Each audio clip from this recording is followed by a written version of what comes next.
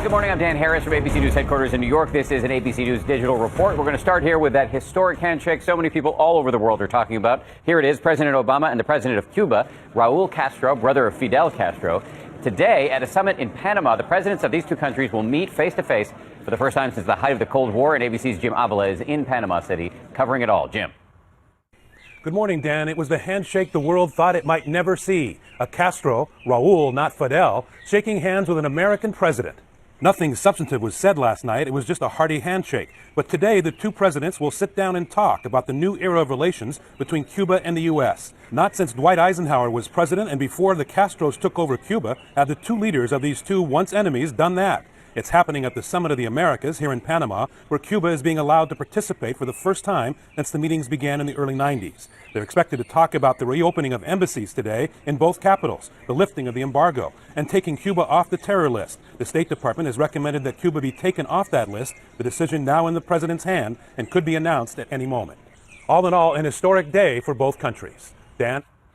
Jim, thank you. And back here in the U.S., the extreme weather, the twister that rampaged through Fairdale, Illinois, we now know it was an EF4. That's one step below the strongest possible, an EF5. And you can really see how destructive it was in the video. Winds reaching nearly 200 miles an hour. And ABC's Alex Perez is on the ground now in Fairdale, Illinois. Alex, good morning to you. Hey there, Dan. The cleanup process here in Fairdale, Illinois is just getting started. And as you might imagine, it's going to be a long one. In Ashland, Kentucky, high winds and torrential rain uprooted trees, including this one, striking Josh Howard's church van. Oh my God! Lord, please stay back!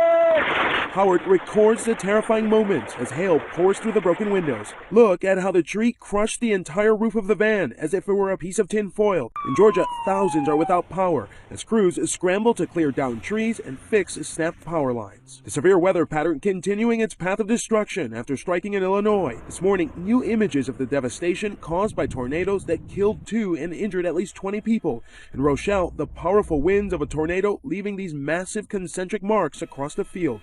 In Fairdale, not a single home was untouched, and many leveled as winds up to 200 miles per hour tore through this small town.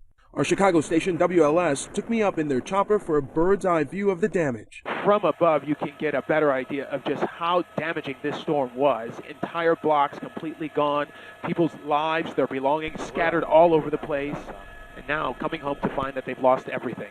This Google Earth image shows the town before the EF4 tornado struck and after. The path of the tornado clearly marked by the trail of destruction. And utility crews have been working non-stop. Authorities are hoping this weekend some homeowners might be able to return to see what's left or what they can salvage. Dan? Alex, thank you. Such a difficult process for those people. We will continue to stay on the forecast throughout the weekend right here on ABC News and abcnews.com. We want to thank you, meanwhile, for watching this ABC News digital report. You can find out what stories we're tracking online and on your ABC mobile app. I'm Dan Harris. Enjoy your Saturday. And Cecilia Vega, we'll see you right back here on World News Tonight in just a few hours.